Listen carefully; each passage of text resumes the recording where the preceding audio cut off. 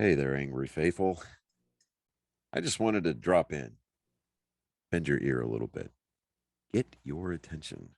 So if you're not listening, drop what you're doing and pay attention to me because I'm here to inform you that not only can you get your daily, maybe if you're binging it, I'm not sure, that's entirely up to you, but you can multiply your doses of angry me fuckery by paying attention to all of the platforms upon which you can find either the dulcet tones of my voice and David's voice or my pretty face and David's not so pretty face.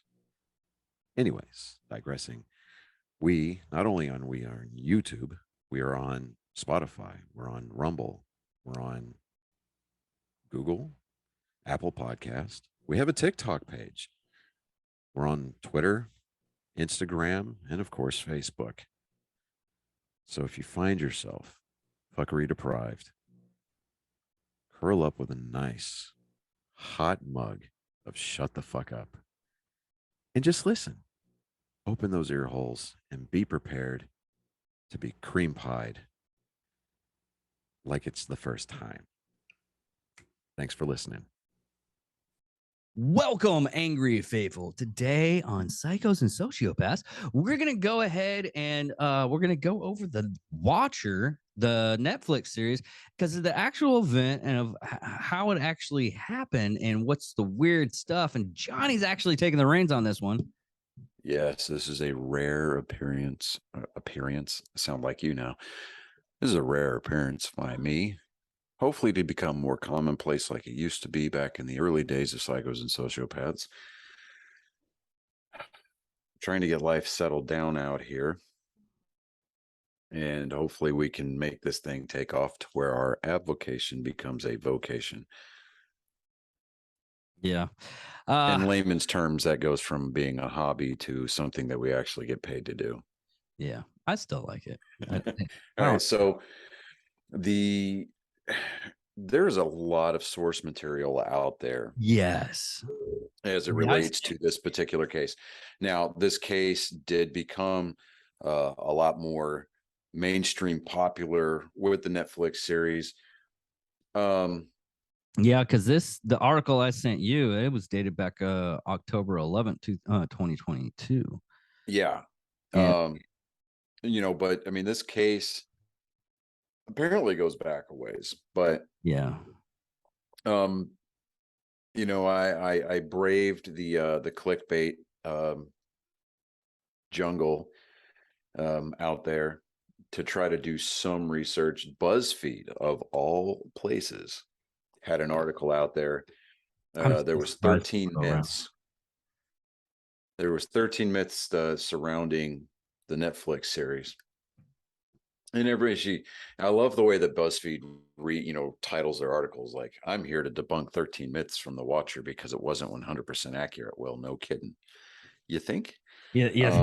Something that's dramatized, it's gonna be messed up. It's gonna be messed up. Right.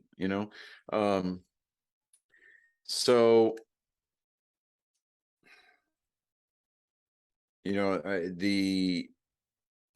okay, so in the series, the creepy sister, that was Mia Farrow. I'm like, why do I know her? I've seen her from somewhere before, right? The one with the round rimmed glasses and the pigtails. And Mia Farrow, she used to be married to Woody Allen back in the day. Oh, okay. Yeah. Then Woody Allen before Woody Allen married his adopted daughter or something like that. All right, so this person just identifying themselves as the Watcher started sending letters to 657 Boulevard in Westfield, New Jersey, and in 2014. So harassing the family, urging them to move out. Basic stalker stuff. Yeah. Now, the name of the actual couple is Derek and Maria Broaddus. Now, and their children, as well as their day-to-day life, and it was, these letters were describing details that only the Broadduses would know. Yeah, someone brought that up today. It's like, did they even assert the house for like cameras or anything? Well, one okay, time? so there's the first myth is that they immediately moved in, right? Well, Yeah. that didn't never happen. The Broadduses never actually moved into the house. Now, according to Reeves, uh, uh, Weideman, who originally reported on the Watcher case in 2018, they were, quote, headed over to 657 Boulevard, just dropping off stuff. And then there's my annoying dog. They weren't planning on, living there immediately. They got the first letter from the Watcher 2 days or so after closing. Once they got that, it was like, okay, well, we're certainly not going to sleep here. Derek and Maria Broaddus received 3 letters from the Watcher urging them to move out. Now, this was an actual fact. The couple actually received 4 letters while they owned the property. They received the first 3 letters within a span of about a month and a half, and the 4th letter a few years later after they put the house on the market. The third myth was that the Broadduses moved from New York to 657 Boulevard. Now, this was also something that was true. They moved from another house in Westfield to 657. Well, the fact of it, they actually already lived in Westfield, but they moved to 657 that, when they bought the property. Mhm. Let me see here. Maria was raised in Westfield, while Derek grew up middle class in Maine before getting a job at an insurance company in Manhattan. So, unlike in the series where they portrayed him as a lawyer, he worked for an insurance company. So, And they the fact that they had to kind of dig deep to be able to get the funding available for the loan on this house really kind of hits how home a little bit harder. I looked at the price on that house going through the stuff. $1.3 million for that house. He must have been Yeah, well, really good okay, at so insurance. comparatively speaking, all right, so you're looking at, there's a lot of different factors that go into appraising real estate and what it's worth, what the market's going to be. First and foremost is the comps, the comparable prices for housing in that same area, that neighborhood specifically. Okay. You're going to look at the tax appraisals. You're going to look at, just a ton of different things. So, like, okay, for example, the house that I bought down here, uh, just outside of Lake Jackson, it's just a little over $400,000 is what we're paying for it, but it's actually worth just a little north of 6. Mm, Okay. So, and that's just because, one, the neighborhood that we're in, the, the, I guess for lack of a better term, the features of the house, the amenities that are there here in the house already, mm, as far as like options, it's a custom build, blah, blah, blah, blah, blah. Right. So a yeah. lot of that goes into that. So when, and then also too, we're looking at it from the standpoint of, we're down here in Texas, and this is one of the more affordable places to live in the country. Okay. Um, as far as like cost of living versus housing prices and things like that. Yeah. Housing prices up in the Northeast are going to be traditionally a lot higher from our point of view, but it may be the norm there Still is. because the cost of living, I the hate wages that you're, but all that aside, um, there was in the show, there were secret tunnels that in 657 that the Broadduses, that the neighbors roamed around and lived in. There were no tunnels, so that was completely dramatized. Okay, so there is no tunnels in the house. Right. Okay. There was a basement, but the Broadduses never found tunnels. They had obviously done a thorough home inspection. The dumbwaiter that their son was so mesmerized by in the Watcher was also 100% fake. Oh, Uh, now the um, the old guy that posed as the building inspector and then later came out was, part of the Preservation Society, John Graff in the series. Um, the myth is that he lived at 657 Boulevard with his wife, his mother, wife, daughter, and son. which is where he murdered all 4 of them and he never got caught. The fact of the matter is, John Graff, known in real life as John List, never lived in 657 Boulevard. He did murder his family. He had 2 more sons, but it was a different house in Westfield, and he got caught decades later. The crime that was portrayed in the series happened in the early 70s and not the 80s. Oh, okay. So basically, what they did was they pulled the Jeepers Creepers. Yeah, basically. Now, another myth is that the neighbors who lived behind the Broadduses, played by Margot Martindale and Richard King, Big Mo and her husband, right? They seemingly staged a murder-suicide and then miraculously returned to their house in Westfield. Now, the fact is there was little to no crime in Westfield, so the Broadduses neighbors never committed the murder-suicide. When Wiedemann initially reported the Watcher for the cut, the website that you sent me, he learned that that people were complaining about the police enforcing parking violations in downtown. And that's the level of the criminality, leaving your car too long in a nice little downtown area. So basically, the cops were bored. It still surprised me. I have a coworker that he had a couple of tickets because he went down in Dallas, and he just, we can park anywhere here. We're not going to get ticketed for it. He got tickets like in Dallas because of that. Yeah, I was like, you got tickets for parking? Where were you at? I was like, I was down in Dallas. Well, if you notice in the bigger metropolitan areas like Dallas, Houston, San Antonio, Austin, even, you're going to have those dedicated park and pay, lots. So I mean, they're there for a reason. They don't want people parking on the streets, I guess, for traffic flow and accessibility for emergency services, that kind of thing. Yeah. The character Dakota, the one that ran the security firm or the security monitoring system, was a real life character who had a romantic relationship with the Broaddus's daughters. Now, Dakota's character was embellished from a real life security person that the Broaddus's hired when they bought 657 Boulevard. The original security person wasn't 19 years old, and they never had a relationship with Derek and Maria's daughter. Now, all 3 of their children were under the age of 10 at the time of the Watcher events. Wait a minute. The security guard was an actual person, but okay.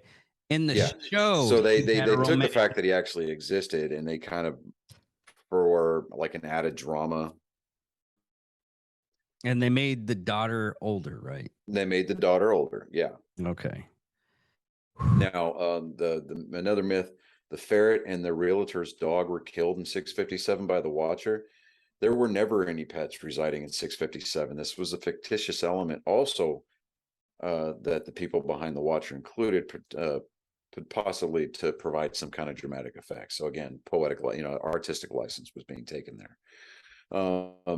Another myth: the Watcher secretly entered 657 and messed around with certain parts of the house, such as making mysterious phone calls and playing music. The Watcher never entered the house to warn off the Broaddus family. Alarms did go off inside the house a few times, but no, there were no people randomly showing up inside the house. There were no phone calls or no serious phone calls. It was restricted really to creepy and threatening letters. Okay. There was a myth that there's a myth that there wasn't a follow-up forensic investigation revealed, or there wasn't a follow-up after a forensic investigation that revealed that saliva from the Watcher's envelopes belonged to a woman. But the fact was that investigators from the Union County Prosecutor's Office went door to door in that house's neighborhood to swab the Broaddus's neighbors for DNA samples. The DNA did indeed belong to a woman, according to Wiedemann. Someone from Westfield wrote a letter to the prosecutor's office complaining, "What gives the authority to the prosecutor's office to go door to door and demand DNA samples of residents without a warrant or judge's order?" Now, even if the Watcher is caught, what laws will they be charged with, and what jail time will they really face? Is the best use of the prosecutor? Is this the best use of the prosecutor's resources? So, the fact that, it just kind of, like, to me, kind of just, I think to me, that makes it look like the entire neighborhood was in on it. Well, they had it for the DNA. It was like a 9% white person. There was only one person that was upset about the DNA swab that was actually man, I just had this and my phone moved. Well, while you're finding that, you noticed in the series in the show that all of the letters were typed on a typewriter. Yeah. Now, And on the Watcher seemingly wrote the Broadduses to their letters on a computer. Now, according to CNET, now for those of you who know, CNET is a tech website. In anything and everything related to the tech world, video games, computers, things like that. CNET's pretty much your go-to source. Now, they said that the letters themselves were typed with the signature typed in a different font than the body of the letters. Now, another myth was that the Broaddus family is still heavily stuck on solving the Watcher case, and members show up at 657 Boulevard because they're too disturbed by the letters they received. Now, the fact is that the Broaddus family doesn't care about knowing who the real Watcher is, and they just want to remove themselves from their involvement with 657 Boulevard. Wiedemann said to Vulture, they are quintessential American suburbanites who want to be able to live their lives, take their kids to soccer games, and enjoy going to the Jersey Shore. I think that they know that at this point, even if they were to catch this person, what good would it do? well, And finally, the myth that the real estate agent bought the property from the Broaddus family and moved into 657 Boulevard themselves. Now, the fact is that the real estate agent never moved into the property. In fact, they helped a couple buy the house from the Broadduses in 2019. In an updated article about the Watcher case by Wiedemann, he reported the Broadduses asked their real estate attorney to give a note to the new owners that read, "We wish you nothing but peace and quiet that we once dreamed of in this house." yeah. Here's the person's name that was mad. What was there anyone mad about the DNA roundup? At least one person was, and that person's name was Malcolm Manxie, Mannix. It was a TV show, first aired in 1960s, in which Lieutenant Art Malcolm helped private detective Joe Maxon solve crimes, which meant that someone near 657 Boulevard, who appeared to be have working knowledge of the 60s pop culture, had written an anonymous email complaining about the attempt to unmask the Watcher. Several messages to Maxon's email address bounced back. So that being said, there was actually people there. The Watcher was actually trying to disrupt the case. Of course, stalkers usually do. Yeah. Now, what's interesting to note that, okay, so yeah, in the series, they sold the house. And you knew that they were kind of taking a loss, but they were at peace with it. They sold it at a loss of $400,000. Yeah, Um, read that. but they had been going around telling people about it, though. So telling people about the house. Now, so let's see, they did tell the police that and what can I say? Or what can I say? This is talking about, let me see here. Well, the police in this case, the Watcher case, Yeah. at first they didn't take it any mind or anything. Even the police chief at that time when it first started was just put it to a side. And then eventually a new police chief came in and he literally said, "This whole thing is so botched up. I have to go redo everything." Because the police chief at the time when it first started was basically, "Oh no, we're just gonna put it underneath the rug. Nobody really cares. Just nothing dangerous about it or anything, so he Right. doesn't really care. And the new police chief, along with the mayor, they just went after it like, I mean, they haven't found anything yet, but they went after it with like a fine tooth comb after that. Yeah, the thing of it is that, we haven't heard about any letters prior and we haven't heard about any letters since.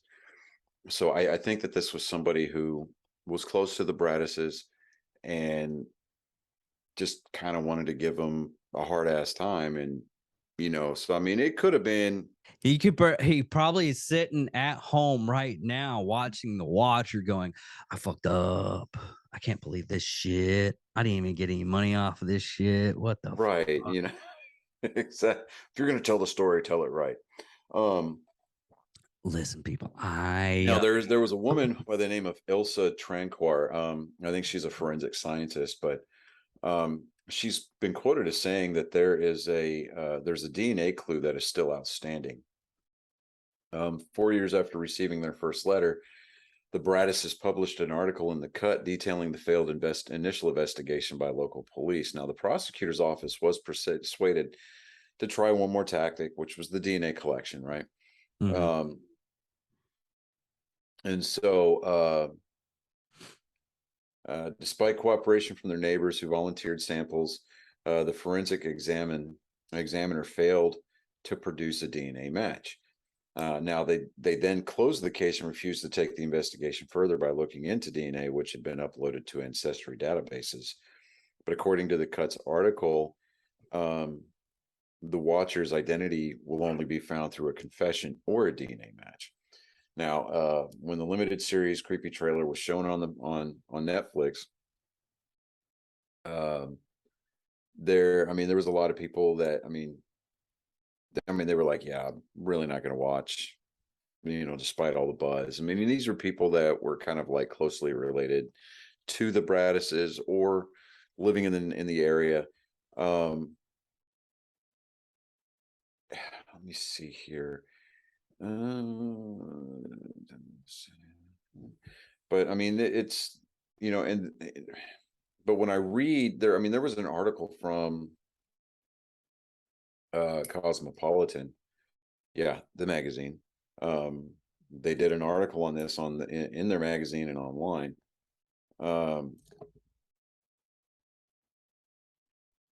Let's see here. It says go back in time to June 2014. And I'm just going to read I'm going to read kind of like snippets of this. Okay. So I'm going to have to sit up and I'm going to have to come in close to the microphone. Okay. Derek and Maria Broaddus just closed on their new home at 657 Boulevard in Westfield, New Jersey. Derek was over at the property doing some renovation work when he went outside to check the mail. He soon found a white envelope addressed the new owner. But it wasn't your typical welcome to the neighborhood note. Dearest new neighbor at 657 Boulevard, allow me to welcome you to the neighborhood. 657 Boulevard has been the subject of my family for decades now, and as it approaches its 110th birthday, I have been put in charge of watching and waiting for its second coming. My grandfather watched the house in the 1920s, and my father watched in the 1960s. It is now my time. Do you know the history of the house? Do you know what lies within the walls of 657 Boulevard? Why are you here? I will find out. Totally normal and fine and cool, right? Well, it got extra creepy when the letter went on to scold the Braddises for renovating the house and said that they've been watching the couple's 3 children, which the letter writer was thrilled about because they asked the Woods to bring young blood. It kept getting worse because the writer then implied that they were going to kidnap the kids. Do you need to fill the house with the young blood? I requested. Better for me. Was your old house too small for the growing family, or was it greed to bring me your children? Once I know their names, I will call to them and draw them to me. The author then ended the letter with an extremely creepy "Welcome, my friends, welcome. Let the party begin," and signed it "The Watcher." Derek called the police and contacted the couple who had sold them the house. The sellers admitted that they had also gotten a letter from the Watcher a few days before they moved out, making similar claims about observing the house. 2 weeks later, another letter arrived, but this time Maria found it. It was addressed directly to her and her husband, but their names were spelled incorrectly. "Welcome again to your new home at 657 Boulevard. The workers have been busy, and I have been watching you unload carfuls of your personal belongings. The dumpster is a nice touch. Have they found what is in the walls yet? In time they will." It then went on to brag about having learned a lot about their family, especially the kids, being able to list their nicknames and their age order. The Watcher also seemed to know quite a bit about the layout of the house, asking which room the kids were going to play and sleep in. It even said the kids should be afraid of playing in the basement because their parents would never hear them scream all the way down there. Yeah, Not that's not too creepy at all. surprisingly, right? Not too surprisingly, that was enough to make Derek and Maria stop coming to the house and debate whether to even move in. The next logical step: set up webcams and spend nights crouched outside if you can see, or to see if you can spot who's watching the house. But the next letter was even creepier. "I will be patient and wait for this to pass and for you to bring the young blood back to me. 657 needs young blood. It needs you. Come back. Let the young blood play again like I once did. Let the young blood sleep in 657 Boulevard. Stop changing it and let it alone." 6 months after the whole ordeal started, the Broadduses put the home on the market, but shockingly, it didn't sell. The rumor mill was working overtime on this one. In 2016, the Broadduses listed the house again, but every time they showed the letters to an interested buyer wanting to be upfront about what they might be getting themselves into, the buyers backed out.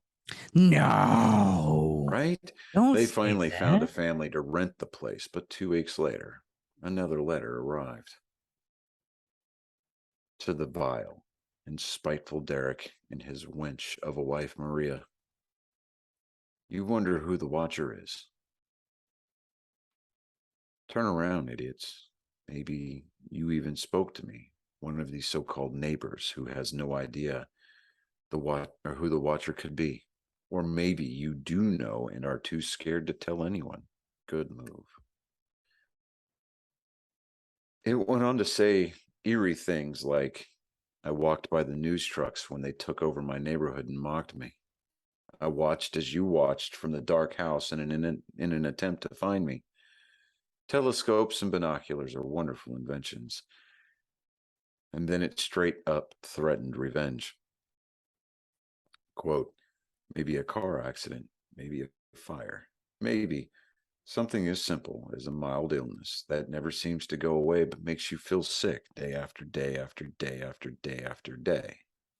Maybe the mysterious death of a pet. Loved ones suddenly die. Planes and cars and bicycles crash. Bones break."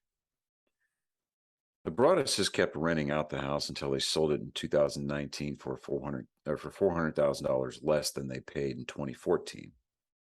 Now, here's my thing. I'm going to take a break from reading that for just a second, but if they're renting the place out, I'm willing to bet that they made up a good chunk of that $400,000. Probably depending on how much, because usually Because a house that big, you're probably looking anywhere from 25 to 3, $2,500 to $3,000 a month in rent. the actual was looking at the actual price for the mortgage was $5,000 a month, or Okay, so $5,000 and some change a month. So if they were okay, so renting let's it just out, so they'd assume have to say that like any good 6,000. landlord, yeah, like any good landlord that's renting out properties, you're basically paying that plus maybe a little bit extra so that way they can make a profit on the house. Well, you're also looking at profit, and you're also looking at just in case fees. Yeah. Now, while we still don't know for sure, and the family is in some ways still trying to figure this out, even 8 years after they bought the house and 3 years after they sold it. But there are some pretty convincing theories. The Broadduses initially thought that the watcher might be one of the other people who put an offer in on the house and lost. The boulevard was an in-demand street in Westfield, and the sellers had received 2 other offers. But the sellers later confirmed that one of the interested buyers who had backed out after a medical issue, and the other had already found another home. The next theory is that it was someone who lived in the neighborhood. Now, police questioned various neighbors, and the Broadduses hired a private investigator to run background checks on some of the people around them, but nothing noteworthy came up. The Broadduses then sent a letter to the neighbors detailing plans to tear down the house, hoping it'd make the watcher angry enough to send another letter, but nothing came. When that didn't work, the Broadduses hired 2 former FBI agents who found several things in the watcher's letters that indicated that they were written by an older person. They also said that the lack of profanity, considering how angry the writer was thought to mean it was a less macho writer. And then something very interesting happened. A test of the envelopes found that the DNA on them belonged to a woman. So Westfield police started looking into women who lived near the house and ran some DNA tests, but they didn't find anything conclusive. It was like 89% white woman, basically. Right, yeah. 90% Eastern Europe. Now, perhaps the most suspicious of all the suspects was a woman in a car that stopped in front of 657 Boulevard for an uncomfy amount of time. Police saw her and traced her car, and it turned out that she was in a relationship with a man who lived on that block. And get this.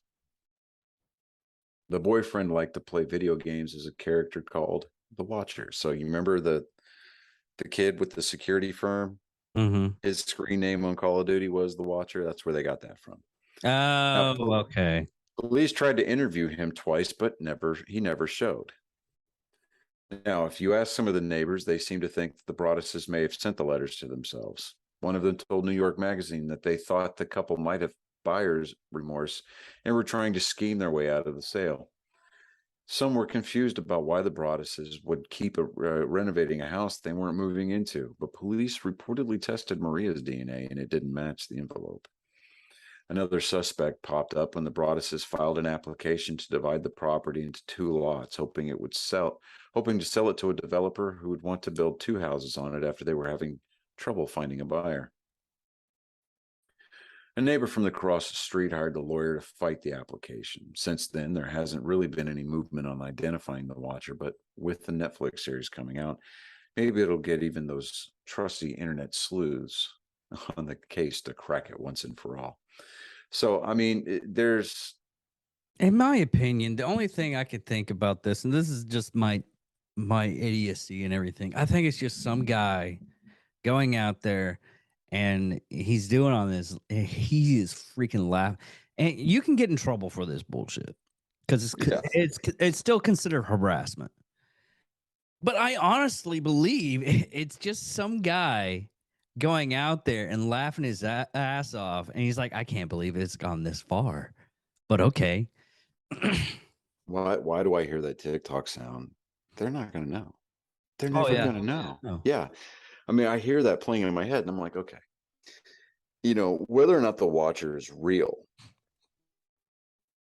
I mean, if it is real, Okay, the Watcher's actual real because someone actually hand wrote these well, letters. true. But I mean, as far as like claiming to be part of a multi-generational family that watches a singular property. I mean, it could be like a trust fund. There's trusts that do that, but You mean like a secret society, like the Illuminati or the Skulls or something like that? it's skull and bones, isn't it? I mean, But okay. yeah.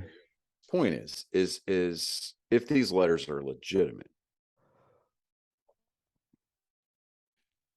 the fact that they had personal information on the kids, intimate knowledge of the layout of the house, which is probably not that hard to obtain, considering the fact that you can go down to the county hall or the county seat and obtain copies of blueprints. Yeah, you can. Okay. Well, it's actually a little bit harder to get Well, nowadays it is. nowadays. But um, you know, when Actually, you're no, talking you're about, actually totally wrong because it's actually be a little bit easier because you can hack the system to get the digital copies of the blueprints. okay, But that being said, yeah, as it pertains to this particular case, yeah, I mean, if it were me, I mean, knowing that I've rented the house out for a few years, I'm willing to bet that I made up the money that I lost on the sale.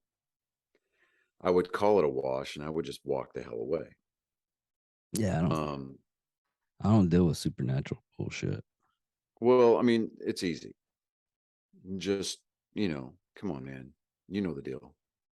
Just buy stock in Morton salt and call it a day. Yeah, yeah, Make sure that you get a forge, you put it in the garage, or you put it in the basement, and you melt down as much silver as you possibly can, and then just drop it, just pour it into the water and make silver buckshot. Just keep your shotgun loaded. That's all you got to worry about. this is true. Okay. And besides that, everybody knows the rules. Driver controls the music and the passenger shuts his cake hole. Hell yeah. Okay. Uh, Um I love it. I love that TV show. but Watch it again.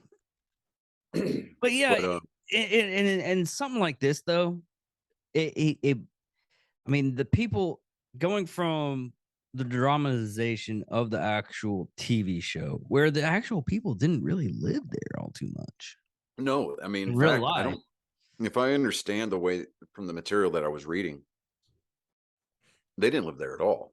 Yeah, it was pretty much kind of They a had fun decided that they're home not going type to sleep thing. there. Yeah. And it I would even chalk it up at the end of the day as to as an unsuccessful flip. Yeah. I could see that. And I can understand why Netflix dramatized the events the way that they did, Well, they always because dramatize. reading the facts of the case itself, dude, this is boring. Yes. I mean, it's interesting. Some of the stuff is kind of interesting if you get away from, they're not living there, but these things Mhm. keep on happening every time they show up. Right. I mean, the one thing that has me curious when I was reading up on all these stuff is the basic fact of how did they know? Was the letter like sent there when they got there, or was it sent there and you know how they had like mail slots in the doors? Was it Mhm. basically someone came in, put it in the mail slot, and just left? Or were they actually there and the letters were sent to the actual P.O. box or house, wherever the fuck they collect their mail? Mhm. And that's the case. I mean, there's a lot of stuff that's missing that makes it a good conspiracy. And Right. oh yeah, I gotta talk to you about a lot of stuff after I just remembered. I love how when we're in the middle of a train of thought, you're like, I "Oh, know, I oh," no, and then you mumble it. You try to keep it secret. You're like, I'm gonna talk to you about some stuff later. It's like, oh, Dave, like, there's okay, there's literally a fucking mic right in front of you. I know. Like, I Everybody mean, knows. hello. We may be about 360 miles apart, but I can hear you like you're in the same room. Technology's a wonderful thing. And everybody else can listen to you too. But it's just interesting in that theory of I I I I'm totally wrong. I'm probably totally wrong, but I could probably be like totally right, and I never know. But I just think it's a guy. It's a guy or a chick, possibly a chick. That's if it's a chick, it's more likely to be my theory, to where the person is just fucking 3 sheets through the wind crazy, and she's making up this whole story and everything of Or it's a high school information. prank, man. And yeah, I could see that too. But I I I honestly think it's like some crazy chick that's somewhere in that neighborhood, or she at one point in time went to that house and she just making this whole story in her head.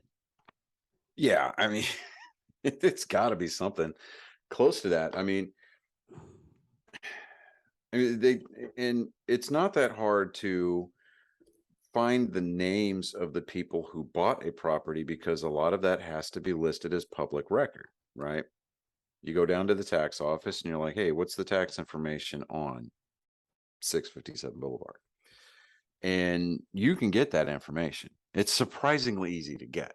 Yeah, even like if I bought a house, you can like take the title, digital title. They've been taking like digital titles nowadays and remortgaging the person's house with with with the digital title.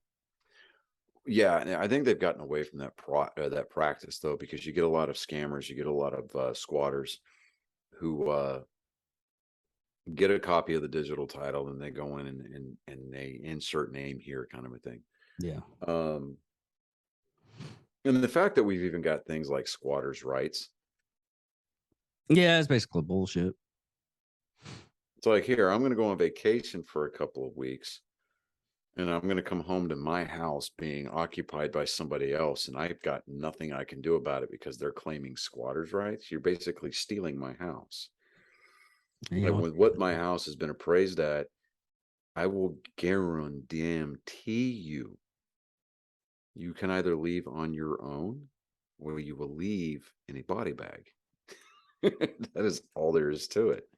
to Because I mean, my thing is my it's basically a home invasion with extra steps. yeah. My thing is like, listen, do you want to be here forever? Because you're about to be a fucking ghost and haunt this place. No, because I'll have a bundle of sage from the Whole Foods store ready to go. Oh Then, man. then I will take that hunk of sage and I will throw it in somebody's yard, like some rando's house. Be like, all right, there you go. Happy trails. Yeah. Yippee ki But on the other note, since it's one of our day in day in and of Saturday episode that it's gonna post late. Uh our actual first, I guess it's viral. I don't know what you consider viral, but for us, being viral is something that hits like way or above successful or success. successful. Yeah. Yeah, our is that video of Tansy talking about how he tasted chicken in the crotch has hit. Oh man, uh, it's hit a like a kind of a breaking point. So it's finally, we're at 8,586. So, and we got like, we went from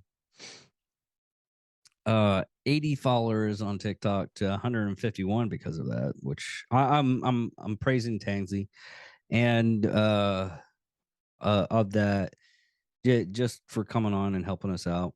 And another thing, check out his book. It's called it's sometime in he hasn't given me a time frame when it's coming out. He said it's coming out like Amazon. I was like, is there any way? I was like, yeah, we got pre-orders and everything. Where's the pre-orders information? So I can Hmm. set it up on our sites and get it. But he hasn't given me anything. So it's one of those things. I know he's busy, but it's Pig Latin, a seriously funny, true story, uh, by Eric Tansey. And I'm probably going to do this until the book comes out because he's a wonderful guy, great guy to talk to, and he from going from police department, getting fired from the police department, and he talks about it on that episode, what happened. Getting fired from the police department after working there for 8 years, and then starting his own distillery. He started his own distillery while he's a police officer, and that's what got him fired. Just stupid. And going from that, from being a popular podcaster, owning his own distillery. I mean, it sometimes it's good to fail. I mean, he didn't fail at being a cop. He failed that the people failed him by firing him. And now he's successful. He's about to put out a new book, probably going to be on the New York Times bestseller in nonfiction. I mean, and I'm just happy that he comes on the show, even though he told me, he's like, yeah, just call me up. I'll come on, unless it's, have to go on Fox News or something like that. I'm like, I'd accept that. I don't care. You're doing He needs to plug us on one of those appearances. I honestly, I don't care if he did. If we write a review for the book, which I'm supposed to get an email from him with the book, because I'm gonna read it earlier beforehand it goes out and published. He's like, it's not a refined one. I was like, dude, just send it to me. I'll read it in a day. Because what after the stuff that you actually talked about on the show that's in the book, I want to read that more, and stuff that he's talked about on his own podcast, Fairly Stop. I'm like, dude, I want to read that book. I was like, hands down. I'm one of those people that I love just reading it before everybody else. All right. So you know how earlier in the week during Nerd Sports, you'd kind of half-assed, kind of thrown out the gauntlet about the Army Air Force game. Yeah. I was looking at ticket prices. Okay. $135 a seat. And there's some that go for $218.76 a seat. That's not bad. Huh? That's not bad. Army Navy game is like $1,000 a seat. Oh, I know. But like the nosebleeds, and we're talking nosebleeds, $50 or $60 a seat, basically. Plus every seat, doesn't matter what section you get it in, it's going to have a $10.25 service fee attached to it. And I'm like, whoa. That's not that expensive. I mean, it's expensive to go see a football game no matter what. But yeah, I totally agree with you on that. I mean, it's not for, barely making it by people living paycheck to paycheck. But, someone that has like a little bit extra funding and everything. So, but I'm proud of myself on another thing while we're on here. We're just emptying out extra space while we're talking to everybody. I didn't go in this. I've been that was one thing when I noticed when I was listening to what you call it, the BC episode, BC Sanders of Schefter podcast. It was one of those things that every other thing I was saying is like, well, you got, and I was just adding extra stuff, and I was like, I'm gonna cut that right now. But I guess that's all. So, oh, wait a minute. Let me see here. Okay, so the Air Force has got a lot of because I've just gone to both Service Academy's websites for their tickets, right? Yeah. The $234 tickets, Army sold out. Air Force still has some. Okay. So it's section off to which side you want to sit. Yeah, I guess they really are trying to avoid fist fights. And I'm like, yeah, okay, I can understand that. Let me see here. Ticket information. Oh, I'm looking at Army Navy. All right, so really, that's not bad. Or of course, it's sold out, but that's really not bad. Priority seating is $129. Club seating is $189.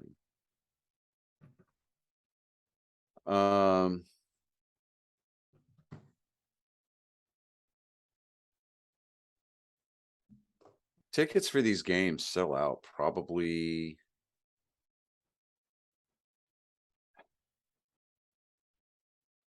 a year out.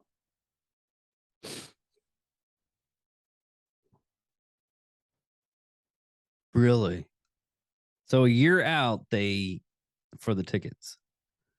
Mm-hmm. There's Cynthia's. There's a note that says, please note, as of October 3rd, 2022, tickets for the 2022 game through the Army West Point allotment are now sold out. Please stay tuned for upcoming information regarding the 2023 game in Foxborough, Massachusetts. Jesus. They're going to play the game at Gillette Stadium next year. Oh, nice. Now, Cynthia sent me a message because I sent her a TikTok video, something to do. The video was, what do you do with your broken vibrators? And the lady in the video said, it was like, I don't know. You just take it to someone's garage sale and just put a sticker on it and just put it there and just walk away. Now I kind of want to do that shit. I really want to do that shit. Hey, have you started playing the new Call of Duty yet? No, dude, it looks so good. I'm not a Call of Duty fan. So okay, Mindy just walked in. Come here. Are you gonna tell her what I'm thinking about doing? All right, so you know how, hey everybody. So you know how in the Watcher, Dakota and the daughter were having a relationship? Mm-hmm. They didn't even have a daughter. Oh, so that was what, a theatrical licensing? Mm-hmm. Yeah. They had 3 sons, all of them under the age of 10. Now, Dakota was a real person. He was hired by the Broaddus's, but they never had a relationship past that. Yeah, tell her about no my tunnels and no dumbwaiter. Tell her about the thing I might film. The what? Okay. There's this video that I sent a friend of mine. Oh, yes. You talking about Tansy? No, about the broken vibrators. Okay, so that comedian, the one that at the end of the night that we went to see, told you he interviews her. Mm-hmm. She was asked, what do you do with your broken vibrators? And she said, nothing. I just go to people's garage sales, put stickers on them, and walk away.